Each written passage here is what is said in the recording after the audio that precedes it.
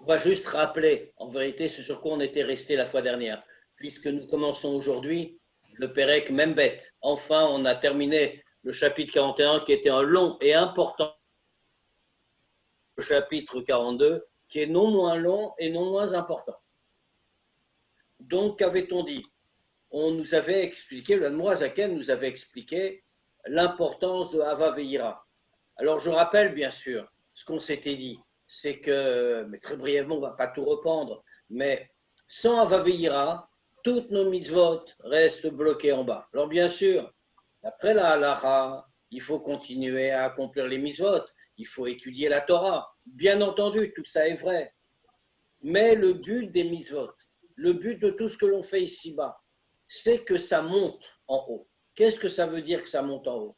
Ça veut dire que grâce aux mitzvot, nous allons faire descendre la divinité dans le monde. Alors, ça a l'air paradoxal de dire monter en haut, nous faire descendre, mais non, c'est la même chose en réalité.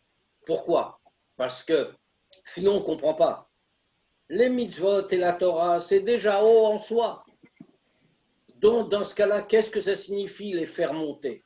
Les faire monter, ça veut dire que tout cela va arriver à un degré où Dieu va descendre vers le monde. Il va accepter d'être présent dans notre monde. Et on a fait, nous élevons le monde, tout ce qu'on avait expliqué. Mais pour ça, il y a un préalable. Ava veira. N'oublions pas ce que nous dit le Zohar. Ava veira, l'amour et la crainte de Dieu sont les deux ailes. Dechilu verechimu. Et les deux ailes qui permettent à l'oiseau, qui permettent à la voda, à tous les résultats de notre service de Dieu de s'élever.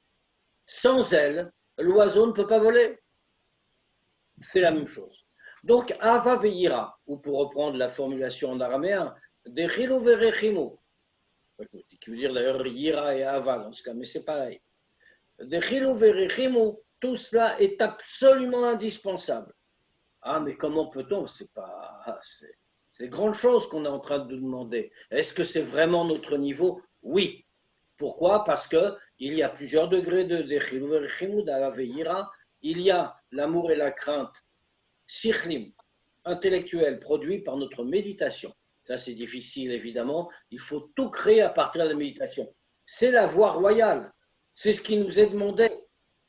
Pourquoi? Parce que tout dépend de la compréhension. Tout dépend de Chabad, de Chochma Binadat, et on ne peut créer quelque chose en soi-même que par l'intermédiaire de la méditation.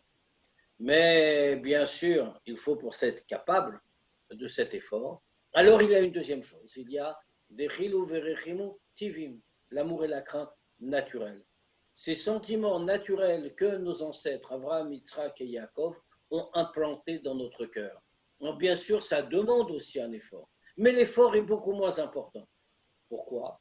Parce que nous avons la chose déjà en nous. Et il suffit de faire réapparaître ce qui est enfoui en nous, ce qui est plus facile que de créer à partir du départ. Donc, on comprend la nécessité de tout cela. Comment y parvient-on?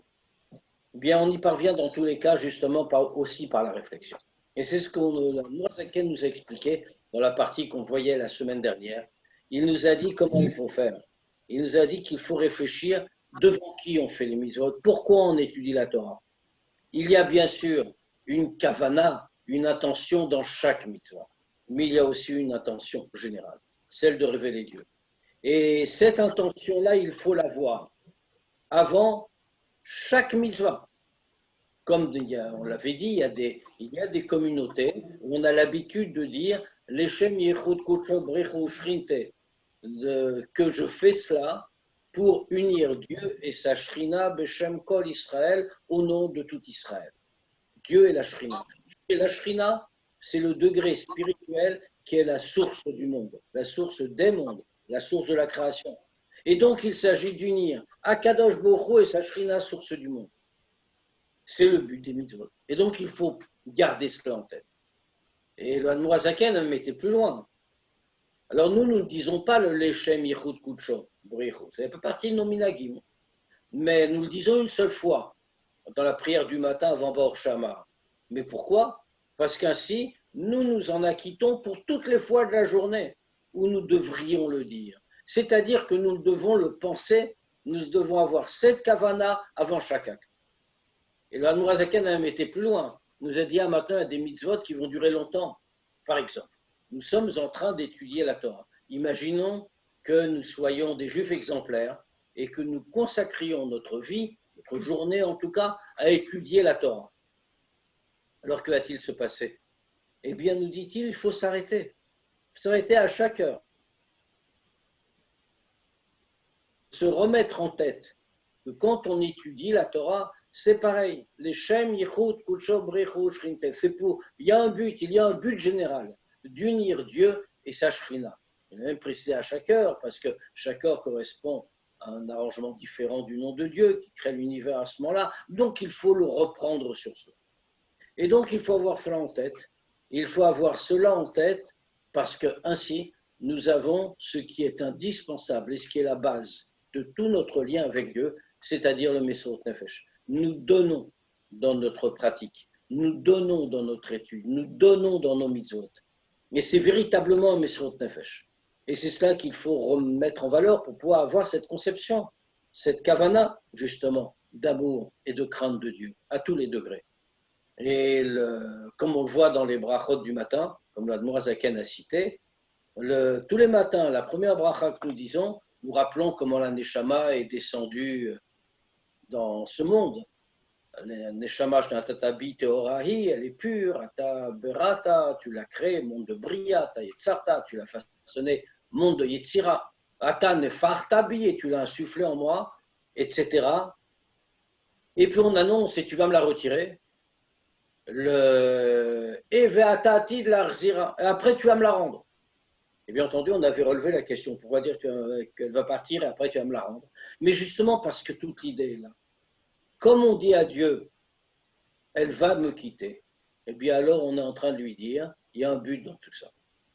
Je te la donne dès maintenant. Je n'attends pas que tu me la retires. Je te la donne au sens spirituel de Mesirut Nefesh. Je te la remets. Elle t'appartient. Et donc ainsi, je peux avoir la conscience de la présence de Dieu. Et donc la présence et la conscience de Hava Ve'yira, de l'amour et de la crainte. Et de ce fait, je peux tout élever. Voilà où on en était resté, à peu près. Bien entendu, j'ai sauté beaucoup de choses, mais c'était les grands points.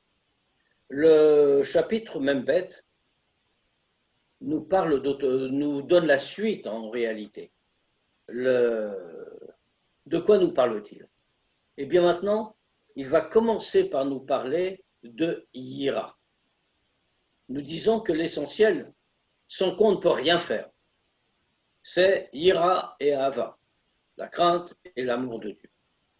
Alors le Hanmourazaken va nous parler plus tard de Hava, mais il va d'abord nous parler de Yira. Pourquoi va-t-il d'abord nous parler de Yira? Mais parce que Yira, la crainte, c'est le tout premier degré. Dans Yira, en fait, ça se subdivise en 2 degrés.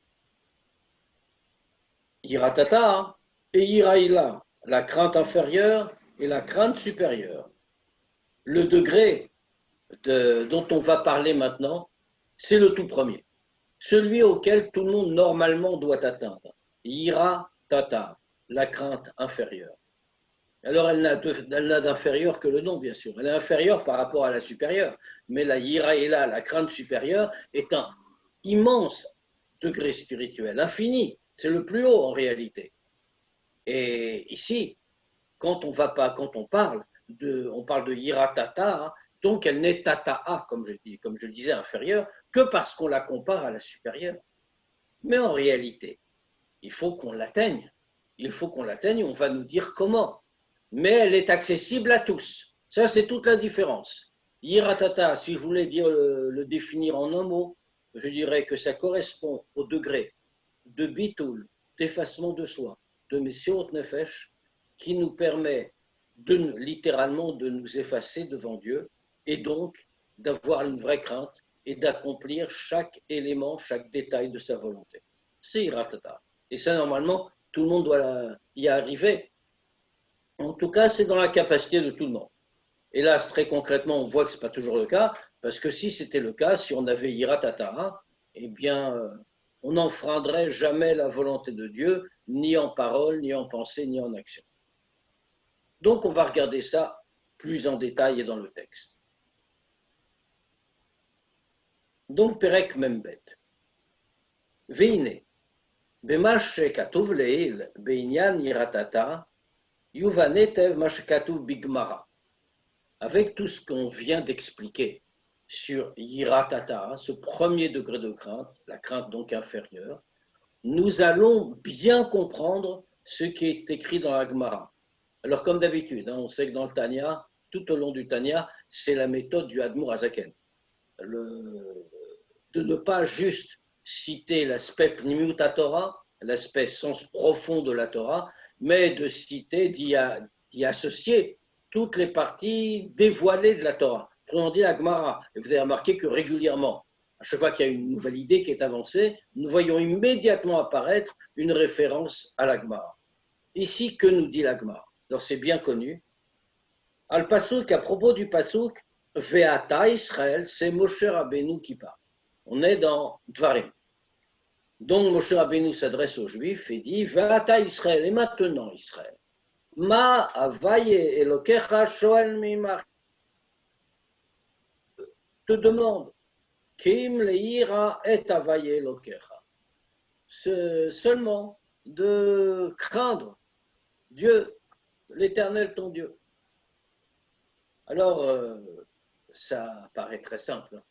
En réalité, là-bas dans la Torah, dans le texte de la Torah, si on regarde au tout premier niveau, dans le texte de la Torah, Moshe Rabbeinu, on est dans le Sefer Dvarim. Moshe Rabbeinu met en garde le peuple juif qui va entrer en Israël. Il sait que lui ne sera pas là pour l'accompagner. Donc il leur dit, regardez, Dieu ne vous demande rien d'une certaine manière. Enfin, oui, il vous demande quelque chose. Mais ça n'est pas grand-chose.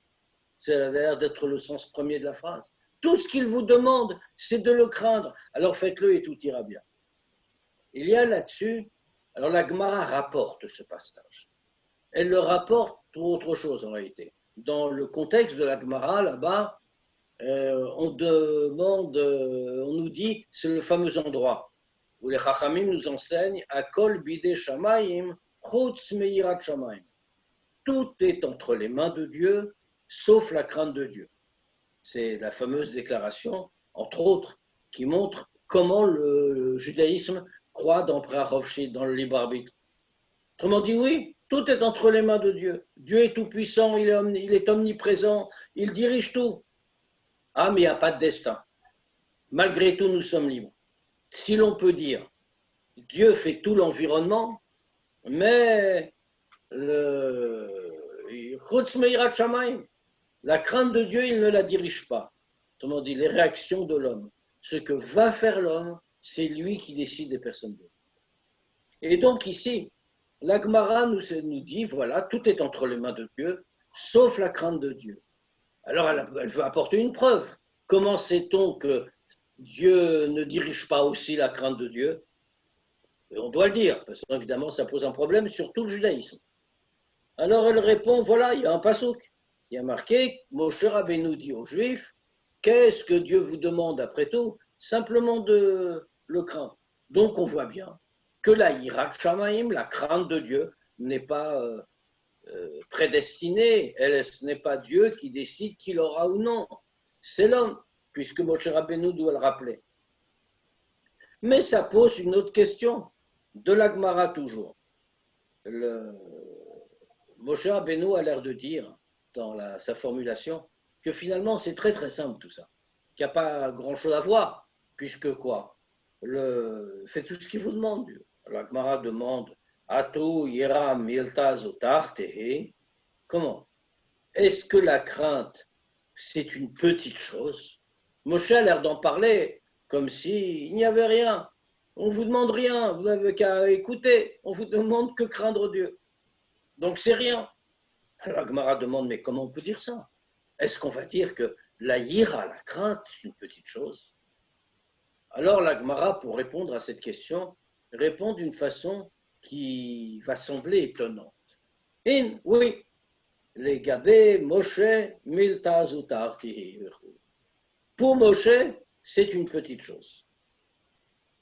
Alors, encore une fois, cette réponse de la Gemara s'inscrit dans un contexte. Et on veut simplement nous faire comprendre le sujet de la liberté de l'homme. La Yirat Shamayim, c'est entre les mains de chacun. Mais pour le Admoazaken, qui regarde une question plus large et un peu différente, la réponse demande à être approfondie. Pourquoi? Dilchora mouvan, on ne comprend pas. Atirutz deha shoel meimar ktiv. On ne comprend pas la réponse. Pourquoi? Parce que qu'est-ce que Moshe Rabbeinu me dit? Moshe Rabbeinu demande, meimar de toi. Qu'est-ce que Dieu te demande à toi? Alors, il y avait une vraie place pour la question. La Gemara nous a dit, pas de problème, c'est pas Milta Zotart. Et oui, d'accord, c'est une petite chose, comme Moshe le dit, mais parce que c'est pour lui que c'est une petite chose. Mais quand on regarde, si on peut dire du point de vue du Admour Azaken, il dit, mais Moshe est en train de parler à tout le monde, parler aux Juifs. Donc le point de référence, c'est pas lui. Le point de référence, c'est les Juifs. Et pour eux, c'est pas du tout Milta Zotart. C'est pas du tout une petite chose. C'est très difficile d'avoir Yirat Shamayim. Alors comment on peut se débrouiller avec ce passage et avec la réponse de la Gemara? On va répondre bien sûr à la question. Et là, il y a nous. Comment est-ce que ça fonctionne? Qui kol nefesh ve nefesh mi bet Israël yeshba mi prinat Moshe Rabbeinu alav hashalom. Parce qu'en réalité, toute âme juive de Bet Israël, comme le dit le Morazaken, toute âme juive, Yeshba miprinat Moshe Rabbeinu alav hashalom. Il y a en elle, dans la neshama de chacun, un peu du degré de Moshe Rabbeinu alav hashalom. C'est-à-dire qu'il y a un degré de Moshe en chaque juif, en chacun d'entre nous. Il n'y a pas toute la neshama de Moshe, mais il y a un nitzutz, il y a une étincelle de la neshama de Moshe dans chaque juif. Alors maintenant, on comprend la réponse de la Gemara. On n'a plus la question. Dire effectivement, pour Moshe Rabbeinu, c'est une petite chose, la Yirat Shamayim. Ah, oui, pour Moshe Rabbeinu, l'historique. Mais pas seulement. Pour le Moshe Rabbeinu qu'il y a en chacun de nous. Pour notre étincelle de Moshe Rabbeinu qui se trouve en nous. Pour cela, eh bien, c'est une petite chose. Il faut se demander, il y a une question qui se pose implicitement ici. C'est pourquoi Moshe Rabbeinu? Pourquoi est-ce qu'on a une étincelle de Moshe Rabbeinu en nous? Et quelle est la particularité de Moshe Rabbeinu? On le cite lui, tout de suite, le Admour Hazaken va nous le dire. Kihu meshiva roim, amamshichim chayut ve'elokut leklalut neshamot Israël. Parce que Moshe Rabbeinu fait partie de ces chefs du peuple qu'on a appelés roim, les roim, les bergers. On sait qu'être un berger, c'est un sens précis dans la tradition juive, dans le judaïsme. On sait qu'être un berger, c'est la formation de tous les chefs du peuple juif. On a un exemple. On nous dit à propos de Yaakov qu'il a été berger. Et on nous dit la même chose à propos de Moshe Rabbeinu. Et d'ailleurs, les Midrash nous rapportent des histoires. Ils nous disent qu'est-ce que Yaakov faisait? Eh bien, il faisait sortir ses troupeaux et il faisait d'abord paître en premier les tout petits animaux, de telle manière qu'ils allaient manger l'herbe la plus tendre, enfin la partie la plus tendre de l'herbe, ce qui se trouve tout en haut, sans fatigue. Ensuite, il faisait sortir les animaux adultes, ceux qui allaient manger la deuxième partie des plantes, c'est-à-dire la tige, la partie déjà un peu plus dure. Et seulement ensuite, il faisait sortir les béliers, etc., les animaux les plus forts, qui, eux, allaient se nourrir de la partie la plus proche de la terre, de l'herbe, c'est-à-dire la partie la plus dure. Alors, c'est comme ça d'ailleurs qu'on le voit dans les Télim. Hein. On voit qu'il est dit, il y a plus beaucoup de psukim, et Dieu l'a retiré de la nourriture donnée aux troupeaux, etc., etc. Ça veut dire que être berger, c'est s'occuper de chacun et lui donner à manger comme il en a besoin. Pour Moshe Rabbeinu, de la même manière. Le Midrash nous rapporte que comment Dieu a vu que vraiment, enfin on peut dire, en tout cas c'est un Midrash, comment Dieu a considéré que c'était vraiment lui qui devait libérer le peuple juif, parce qu'il a vu Moshe Rabbeinu prêt à se sacrifier personnellement pour aller sauver un petit mouton de son troupeau qui s'était perdu, il s'était détaché du troupeau et était condamné à mort, évidemment, dévoré par les bêtes sauvages, si jamais on n'allait pas le chercher. Moshe Rabbeinu n'hésite pas, ce n'est pas une question de perte d'un animal, mais il ne pouvait pas supporter l'idée d'abandonner une partie de son troupeau. Alors Dieu dit, c'est le berger qu'il faut pour mon peuple. C'est cela qu'on parle. Il y a comme cela 7 bergers qui, au fil des générations, ont conduit le peuple juif, avant même qu'il s'appelle peuple juif, depuis Avraham Avinu. Et qu'est-ce que font? C'est pour cela qu'ils sont appelés bergers, donc, parce qu'ils s'occupent de chacun, individuellement.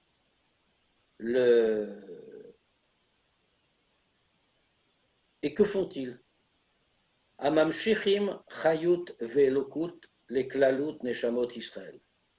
Ils font descendre, ils attirent la vitalité et la divinité à l'ensemble des Neshamot Israël. Vous remarquez, dans le texte, on voit à quel point le Admour Hazaken a fait attention à chaque mot qu'il écrit dans le Tanya. Tous les mots sont comptés. Il n'y a pas un mot en trop, même pas une lettre en trop. On en voit un bon exemple ici. Le Chayut ve Elokut, la vitalité et la divinité. On ne voit pas très bien ce que ça veut dire. On dirait presque une redondance. C'est la même notion.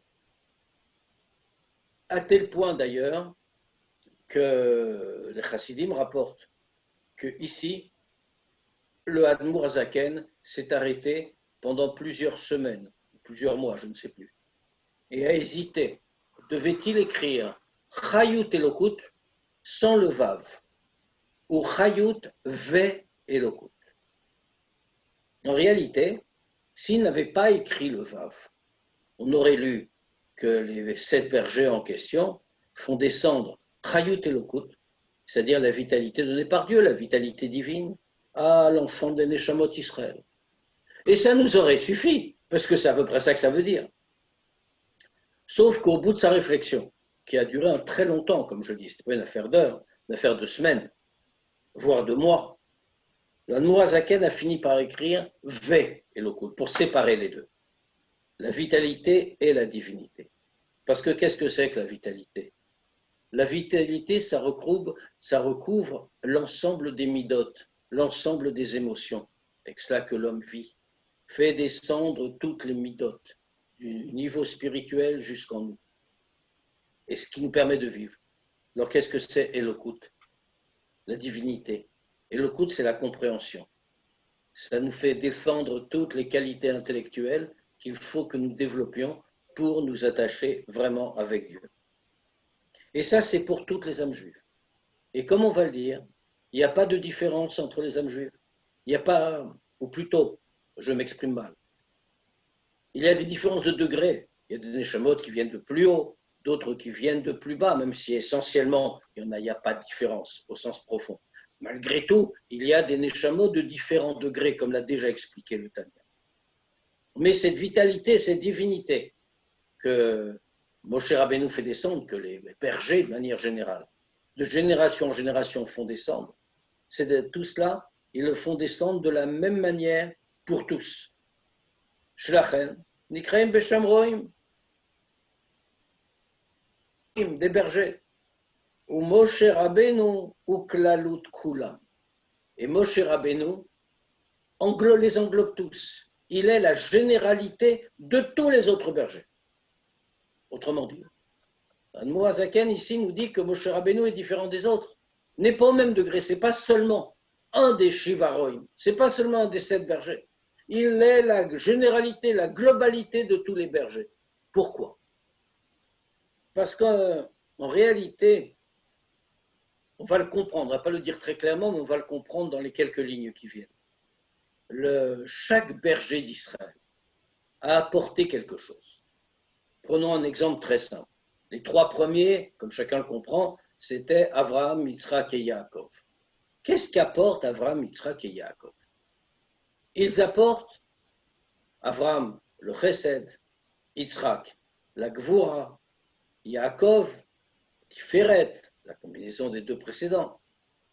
Ce qui veut dire que chacun a fait descendre un degré spirituel à l'intérieur des Neshamot juives, en chacun.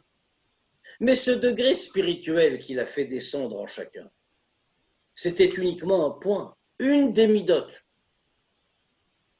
En revanche, Moshe Rabbeinu, que fait-il descendre? Moshe Rabbeinu, on va le dire tout de suite, il fait descendre le degré de Da'at.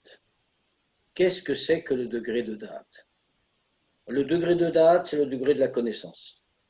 C'est un lien avec Dieu qui dépasse les midotes et qui les englobe toutes, puisque c'est le Da'at, la connaissance, le lien, l'attachement. C'est tout cela qui permet d'avoir ces midotes et de les utiliser pour le service de Dieu. Or, Moshe Rabbeinu, c'est justement le degré de Da'at. Vinikra Raya Memna, et c'est pour cela qu'il porte un nom qui est déjà dans le Zohar à son sujet. Raya Memna. Alors on fait que Raya Memna, ça veut dire deux choses. Enfin, ça se traduit de deux manières. Les deux manières étant, et bien sûr, d'une validité équivalente. Le Raya, c'est Roé en araméen, un berger. Memna, on peut le traduire en hébreu par Neeman, fidèle. Autrement dit, le berger fidèle d'Israël, c'est-à-dire celui qui, comme on l'a dit, assume totalement la fonction de berger et donc va s'occuper individuellement de chacun. Ou alors, on ne va pas le traduire par Neeman, mais on va le traduire par Emouna. C'est la même racine. Étymologiquement, Neeman, Emouna, et en araméen, Memna, c'est le même mot. Donc on dira le berger de la Emouna. C'est-à-dire, c'est notamment ce qui est longuement expliqué dans le Mahamar du Rabbi de Ve'atat Tetzavé, que la fonction du Roé, c'est du berger, c'est de faire paître son troupeau, de lui faire absorber la nourriture nécessaire. De la même manière, la fonction de Moshe Rabbeinu, c'est de faire absorber la nourriture spirituelle nécessaire au troupeau, à chaque juif. Et notamment, quelle nourriture? Emouna, de lui faire absorber la Emouna, puisqu'il est clair que la Emouna étant, comme on a déjà rencontré l'idée, un koach makif, une force entourante, enveloppante. Elle ne pénètre pas profondément en nous, elle reste autour de nous. Ah, ça veut dire sa puissance. Elle ne pénètre pas en nous, pas par refus, mais parce qu'elle est si puissante, si forte, que nous ne pourrions pas la contenir. Problème, c'est que si elle ne pénètre pas en nous profondément, elle peut nous laisser intacts, sans changement en nous, alors même que nous avons besoin de changement. C'est le fameux exemple qu'on a déjà cité sans doute, que nous donne la Gemara. Ganva Pumbarta Achmanakaria, le voleur qui, avant d'entrer dans le souterrain qui va le conduire dans la maison qu'il veut cambrioler, appelle Dieu à l'aide. Pourquoi le fait-il? Eh bien parce que la Emouna, il a la Emouna. La Emouna est autour de lui, mais elle n'a pas pénétré. Le rôle du berger, c'est de prendre la Emouna et de la faire pénétrer profondément à l'intérieur de chacun. Mais ici, le Admour Hazaken ne cite pas tout cela.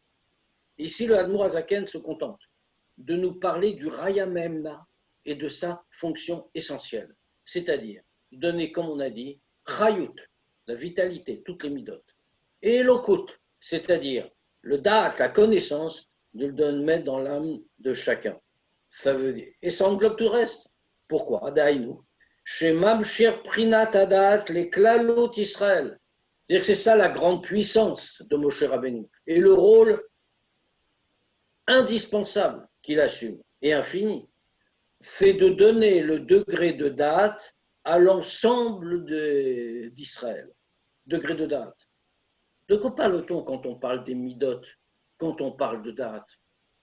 nous parlons de degrés du monde de Hatzilut. Ça, c'est un principe général. Quand dans Chassidut, on parle Telmida, Chorma, Bina, Chesed, Gvura, etc., dans tous ces cas-là, on parle de degrés du monde de Hatzilut. Ici, c'est exactement ce qu'on est en train de dire. Il donne le degré de date depuis Hatzilut à l'ensemble d'Israël.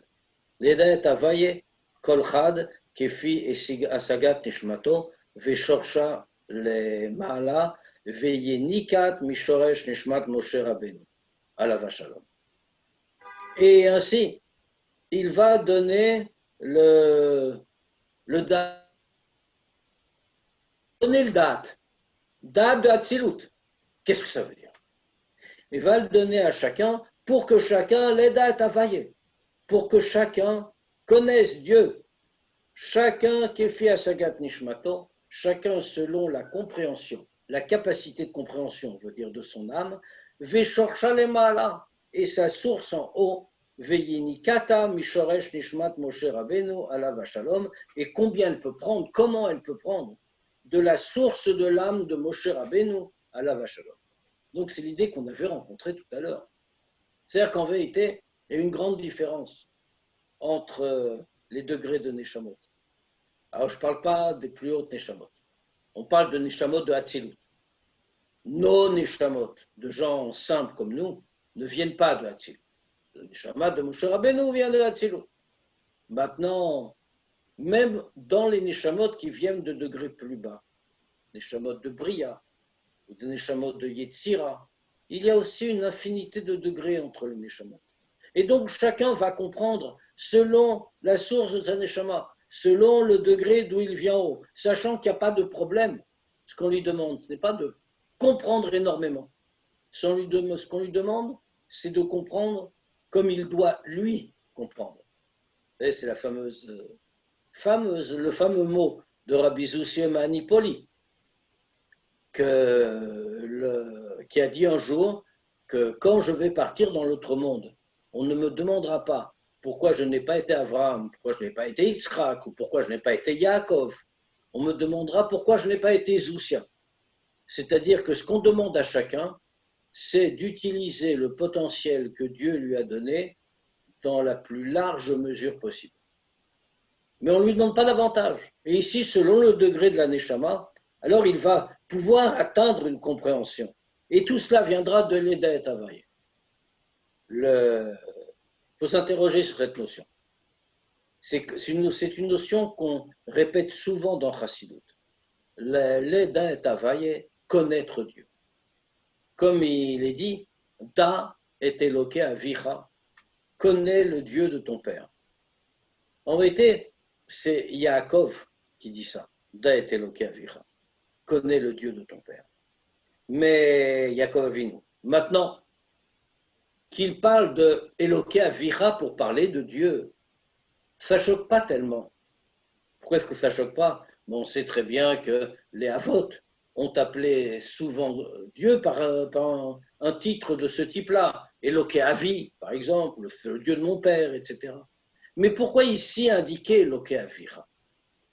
Parce qu'en réalité, chacun possède une particularité spirituelle. Mais le devoir de chacun, c'est sache, en rajoutant ta compréhension à celle que ton père a eue. Autrement dit, nous avons chacun une qualité intellectuelle particulière et nous avons le devoir, Da et Eloké Avicha, c'est partie de notre travail dans ce monde. Nous devons rajouter notre intelligence, notre démarche intellectuelle, notre compréhension à la compréhension acquise par notre Père. Et nous le pouvons, puisque nous avons tous notre source dans la source de la Neshama de Moshe Rabbeinu, comme on vient de le dire, puisque nous avons tous un Nitzutz de Moshe en nous.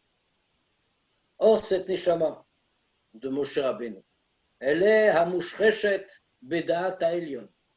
Elle a sa racine dans Da'at Ha'elyon Shebeyut Sfirot d'Atzilut. Donc, dans le degré de Da'at, comme on a dit, mais le degré de Da'at d'en haut, c'est-à-dire celui qui est dans les 10 sphirotes de Hatzilut. Un degré de date, on distingue date tarton et date Elion.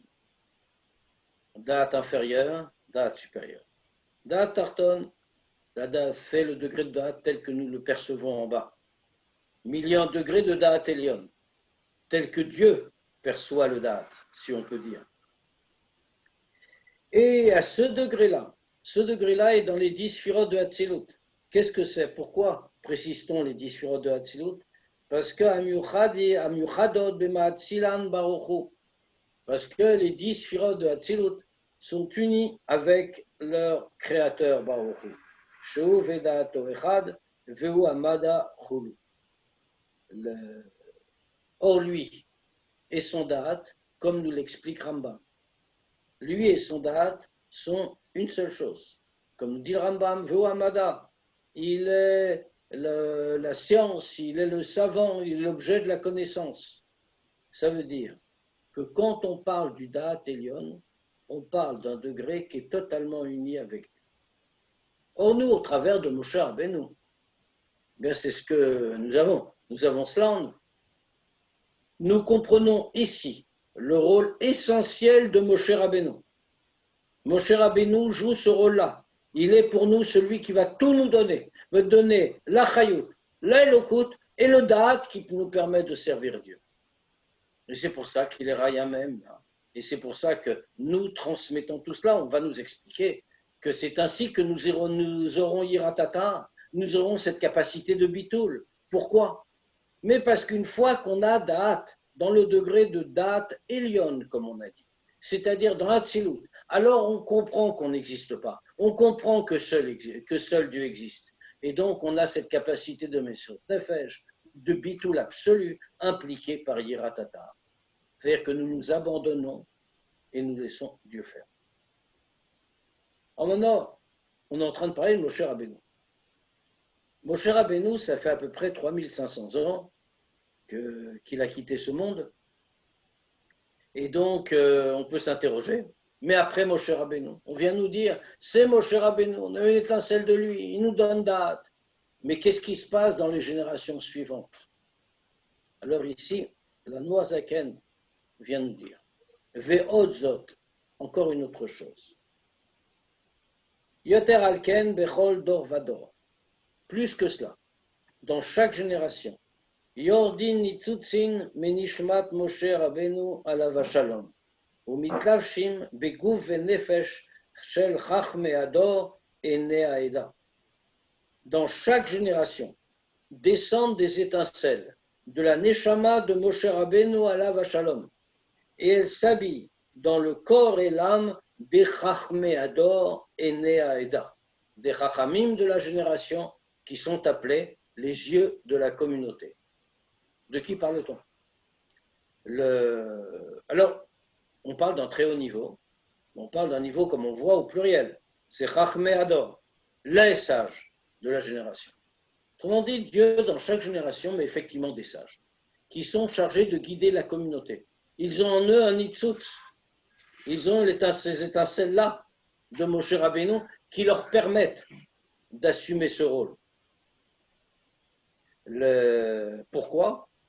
Les lamed dat et aam, ou les dag doulat avaye, ou les ovdo belev venefesh. Parce que eux, ils sont capables d'enseigner le date, justement, au peuple, et de connaître la grandeur de Dieu, et le servir avec de cœur et d'âme, qui avoda shebelev, il est fi adat. Parce que la vraie avoda, la avoda shebelev, le service du cœur, c'est ce qui va nous transformer profondément. Ça, c'est les fi adat, c'est d'après la connaissance, d'après le degré de dat. Donc, les chachmei ador, ene haeda, c'est ceux qui sont capables de transmettre ça par leur enseignement. Là, il faut bien comprendre de qui on parle. Hein. On ne parle pas ici simplement d'érudits. Oui, bien sûr, les érudits. Mais le seul fait qu'ils soient des gens qui connaissent la Torah ne veut pas dire qu'ils font partie de Chachmei Ador et Nehaeda. ça demande aussi d'autres composantes spirituelles, comme on le comprend bien. Ils sont capables d'enseigner à tous et de transmettre ainsi da'at à tout le peuple pour qu'ils puissent servir Dieu. Donc, c'est vraiment une petite élite. Maintenant, il y a plusieurs degrés dans Chachmei Hador, bien sûr. Ils sont plusieurs, et il y a plusieurs degrés.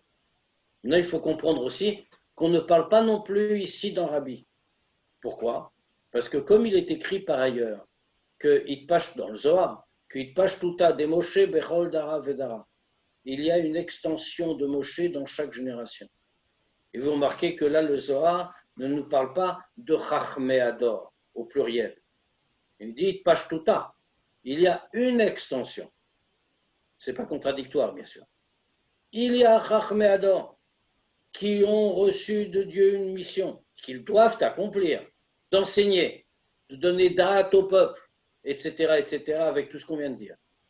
Ils sont Néaïda, enfin, tous les qualificatifs qu'on a donnés. Mais il y a un seul, qui est le Moshe Rabbeinu de la génération, et qui lui a reçu vraiment de la Neshama de Moshe, et qui est là pour conduire tout le peuple dans son ensemble. Tout ça est essentiel. Qui a Avoda Shebalev ou les Fiadaat. Parce que qu'est-ce que nous devons faire, nous? C'est le service du cœur, comme on a dit. Il faut le Ovdo Belev Venefesh. Il faut servir Dieu avec son cœur et son âme. Sinon, le service est incomplet. Alors, c'est vrai, bien sûr. C'est l'éternelle discussion. Aïkar lo Amidrash et l'âme, c'est le principal, ça reste l'action. On dit même si on ne sert pas Dieu comme il faut au moins faire les mitzvot concrètement, dans le monde matériel. Mais ça ne suffit pas.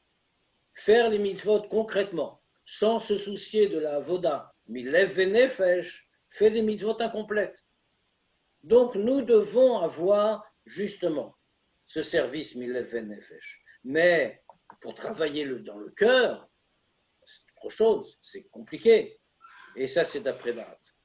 Moshe Katouf, Da'et Eloke Avicha, Vavdeu Belev Shalem Venefesh Chafetza. Comme il est écrit, le passouk qu'on citait tout à l'heure, Da'et Eloke Avicha. Donc on voit, connais le Dieu de ton père. On a expliqué Eloke Avicha. Mais on voit qu'on commence dans ce passouk par la notion de Da'at. Da, connais. Et ensuite seulement, Vavdeu Belev Shalem Venefesh Chafetza. Et tu le serviras d'un cœur entier et d'une âme qui le désire. Ça veut dire quoi? Qu'il faut date pour parvenir à animer le cœur et l'âme. Et sans date, on n'y parvient pas. Ou la Hatid ou Omer, maintenant en revanche, et donc on fait le travail, des Chachmei Hador, des Néaïda. Mais quand Mashiach va venir, qu'est-ce qu'on nous dit? Velo yilmedu ishetreu. Qu'à ce moment-là, une des grandes nouveautés introduites par Mashiach, c'est que l'homme n'apprendra plus n'enseignera plus à son prochain. Les morts Deo et Avaye pour dire connaissez Dieu. Qui kulam yadeoti, parce que tout le monde me connaîtra. Non, vous avez remarqué là aussi. Qu'est-ce qui caractérise le temps de Mashiach? Qu'est-ce que nous disent tous ces psukim? Date. Quand Mashiach viendra, vous aurez date. Personne ne dira plus Deo et Avaye, connaissez Dieu. Pourquoi? Parce que Kulam Yado, tout le monde me connaîtra, tous me connaîtront, pardon. Ce qui veut dire que la venue du temps de Mashiach, c'est l'arrivée au degré de l'âme. C'est ça que ça veut dire pour chacun de nous. Alors, ici, à ce moment-là, nous n'aurons plus besoin des Chachmei Hador et Naeda, parce qu'eux n'auront plus à nous transmettre date, puisque nous l'aurons déjà. Mais tant que Mashiach n'est pas concrètement arrivé dans ce monde, alors ça veut dire que nous n'avons pas encore le niveau de date. Alors nous avons besoin des Chachmei Hador qui sont là pour nous transmettre ce degré-là, sans lequel il ne peut pas y avoir de Avoda Shebalev, le travail du cœur. Ach, Ika Adat, Eina Yedia Levada. Donc qu'est-ce qu'on appelle date? Qu'est-ce qu'il y a derrière ce mot-là? Eina Yedia Levada, ce n'est pas seulement la connaissance. Que quoi?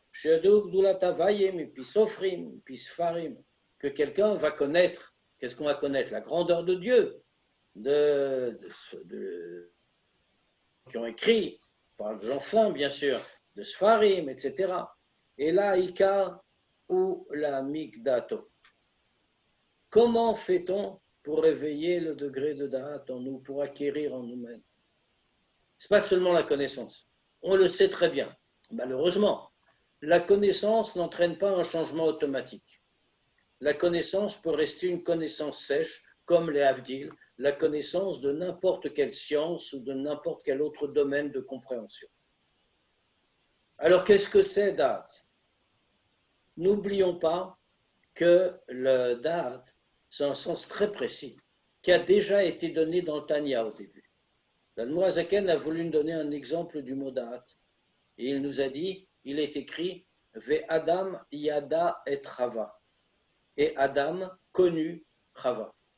Et c'est intéressant d'ailleurs parce qu'en français aussi, il y a le même double sens.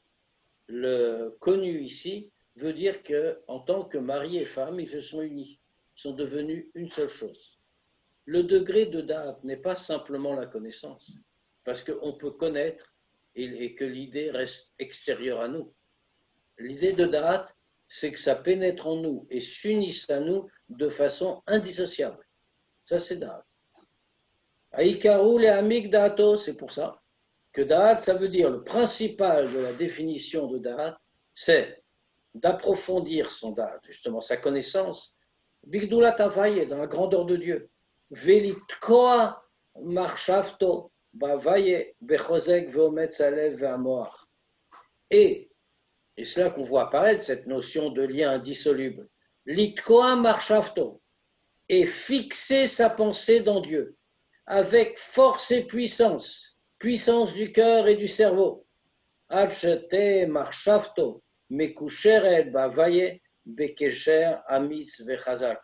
À tel point que sa pensée va être liée à Dieu avec un nœud puissant et fort. Kmoshim et Kusheret Bedavar Gashmi, Sheroe Bene Basa, ou Mamigbo Marshavto. Le lien doit être tellement fort que l'existence de Dieu, que la présence de Dieu plus que l'existence, doit être une vérité d'évidence. À tel point que on va être attaché avec cette conscience-là comme on est attaché avec une chose matérielle. Quel rapport? Chose matérielle, quand on la voit avec ses yeux de chair et qu'on va s'approfondir, on va y réfléchir. Alors, bien entendu, il n'y a pas de limite à notre adhésion à ce qu'on voit. C'est-à-dire, une fois qu'on a vu un objet, une fois qu'on y a réfléchi, on a vu exactement ce qu'il est. Si le monde tout entier vient nous dire, vous vous trompez, cet objet-là n'existe pas, et c'est pas comme ça que c'est. Mais on ne peut pas suivre le raisonnement. Même si le raisonnement qu'on nous présente est un raisonnement qui a l'air tout à fait satisfaisant. Pourquoi? Parce que Da'at est passé par là. Ça, on a vu, on s'est approfondi, on a tout compris, tout considéré.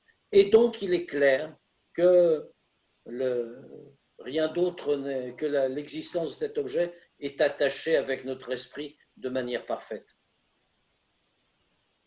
C'est à ce degré-là, par rapport à Kadosh Baruch Hu, les Havdil, c'est ce degré-là que Da'at nous permet d'atteindre. Et c'est à ce degré-là que nous devons atteindre. Et c'est ce qu'on a dit, attention, Da'at, ce n'est pas seulement connaître. Le Da'at dont on parle, c'est celui-là. Kenoda, comme c'est connu. Chez Da'at ou Lachon Itkashrut. Que Da'at, en vérité, ça veut dire en attachement. Kmo ve'adam yada ve'gomer. Comme l'exemple qu'on donnait du pasuk, ve'adam yada, l'homme a connu Chava, Adam a connu Chava, c'est-à-dire qu'ils se sont unis et qu'ils ne pouvaient plus être dissociés. C'est à ce degré-là qu'il faut atteindre pour pouvoir s'attacher avec Dieu. On va s'arrêter là pour ce soir. On a de quoi faire et de quoi réfléchir pour la semaine, a priori. Très bien, merci beaucoup, Chaim. Quelle question, bien sûr? Personne a une question à poser? Non, ben c'est bien. On On est sait bien, il n'y a plus qu'à faire. On est tous des sadikim la semaine prochaine. C'est clair. Allez, Shavua Tov. Allez, à bientôt. Merci.